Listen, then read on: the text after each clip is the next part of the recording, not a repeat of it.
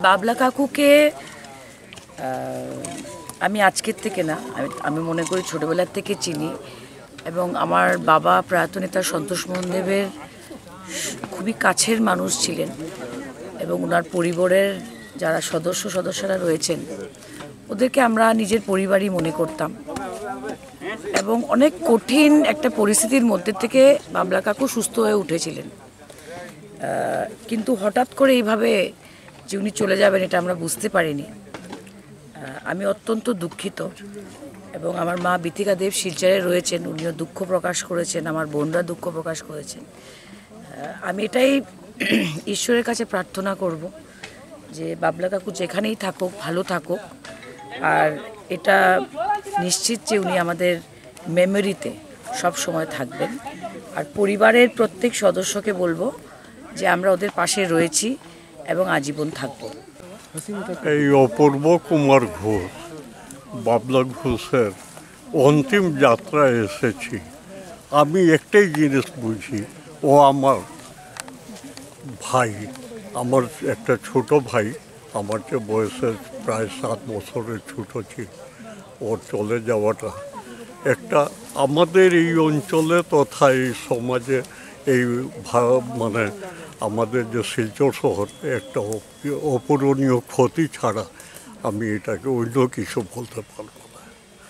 আজকে ভারাক্রান্ত হৃদয়ে ওর অন্তিম বিদায় এসে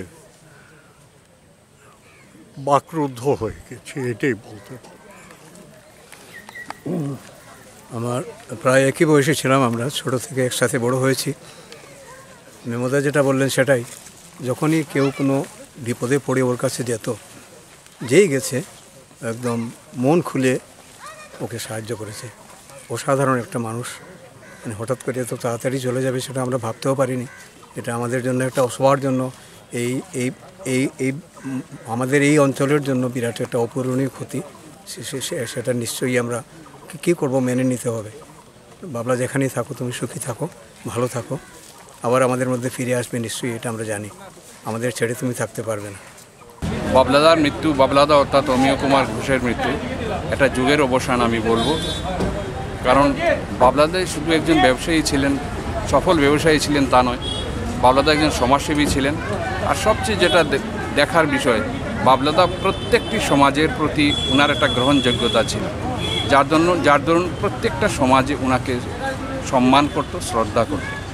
আমি ব্যক্তিগতভাবে বাবলাদার কাছে অনেক সময় অনেক কাজে এসেছি। বাবলাদা যেভাবে আমার সমস্যার সমাধান করেছেন, আমার চিরদিন আমার মনে থাকবে। আমি বাবলাদার মৃত্যু একটা সমাজের, প্রত্যেকটি সমাজের একটা অপূরণীয় ক্ষতি বলে মনে করি। আমি ঈশ্বরের কাছে প্রার্থনা করি ওনার পরিবারের সবার সুখসন্তপ্ত পরিবারের যেন সেই শক্তিটা, এই সময়ে যেন শক্তিটা দেন, ধৈর্য ধরার শক্তি দেন, আর ওনার আত্মার যেন সদ্গতি হয়। আমার পুনরায় আমি বাবলাদার প্রতি শ্রদ্ধা অর্পণ করছি। আজ আমরা খ্রিস্টান যে গ্রেভইয়ার্ড ছিল মিশন রোডে, সেখানে এসেছি। আমাদের বন্ধু অমিয় কুমার ঘোষ, যাকে আমরা বাবলা বলে সবার কাছে পরিচিত, তার নশ্বর দেহ কবরস্থ করা হলো কফিন বক্সে। তার আগে তার যে খ্রিস্ট ধর্মাবলম্বী তার প্রেয়ার হয়েছে এবং অনেক যারা ধর্মের থেকে যারা সিস্টার কিংবা যারা এসছিল তাদের প্রভু যিশুর বাণী এবং প্রভু যিশু মৃত্যুর পরে কী হয় সেগুলো বর্ণনা দিয়ে সবাই শেষ শ্রদ্ধা জানিয়ে তাকে কবরস্থ করা হলো। আমরা আমাদের বন্ধু বাবলাকে চিরজলের জন্য কবরে দিতে আসলাম। প্রভু যিশুর কাছে প্রার্থনা করি তার আত্মার চিরশান্তি হয় এবং তার পরিবার এই শোক কাটিয়ে উঠতে পারে। নমস্কার, আসসালামু আলাইকুম। আমি একজন স্থানীয় হিসাবে স্থানীয় বাসিন্দা রমেশ লস্কর এবং এখানের লোকাল রিপোর্টার। আসলে বাবলা কাকুর বিষয়ে যাই বলবো বলে শেষ করা যাবে না। গতকাল যখন ওনার হঠাৎ করে ওনার মৃত্যুর খবর শুনলাম, তখন মনে হচ্ছে যেটা আমাদের আকাশ ভেঙে পড়েছে। কারণ ওনাকে আমরা সবসময় গার্জেন হিসেবে মানতাম। যে কোনো অকেশনাল প্রোগ্রাম হোক, আমাদের ইসলামিক প্রোগ্রাম হোক বা খেলাধুলা হোক, আমরা আসতাম, আসার পরে বলতাম কাকু আমাদের এরকম একটা প্রোগ্রাম করতে হবে, আপনারা আমাদের সহযোগিতা চাই। আর উনি সবসময় বলতেন আমরা তোমাদের পাশে আছি, তোমরা সুন্দরভাবে চালিয়ে নাও। হঠাৎ করে পবিত্র ঈদের দিনে, ঈদের নামাজ শেষে যখন ওনার খবর শুনলাম যে উনি আমাদের মধ্যে নেই, খুবই দুঃখ লেগেছে। এবং গতকাল সকাল 8টায় উনি যে হসপিটালে শেষ নিঃশ্বাস ত্যাগ করেছিলেন, ত্যাগ করার পরে ওনাকে এখানে আনা হয়েছিল, যেহেতু হাইলাকান্দি রুটে যেখানে থাকতেন, এখানে হিন্দু, মুসলিম, খ্রিস্টান বিভিন্ন যথাযথ লোক বা যারা সমাজসেবী আছেন বা অনেক আমরা দেখতে পেরেছি যে বিভিন্ন রাজনৈতিক নেতৃবর্গরা ওনারাও এসেছেন এবং খ্রিস্টান মিশনারির সঙ্গে উনি জড়িত ছিলেন। তাছাড়া কয়লাপুরের একটি হসপিটালের সাথে উনি জড়িত ছিলেন।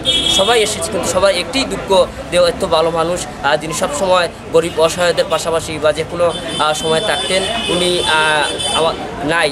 তো এটাই বলতে চাইছি যে উনি যেখানে তখন ভগবান এবং আল্লাহ তাআলা যেন ওনাকে বেহেশত এবং স্বর্গ নসিব করুক, এটি আমি চাচ্ছি। এবং সবার কাছে আবারও আমরা দুঃখের বিষয়টি এটাই বলতে চাচ্ছি, বাবলা কাকু আজ আমাদের মধ্যে আর নেই। আজকে ওনাকে আমরা জানতে পারলাম যে শিলচর ক্যান্সার হসপিটালে নিয়ে যাওয়া হয়েছিল, কারণ শেষ শ্রদ্ধা জানানো হয়েছে।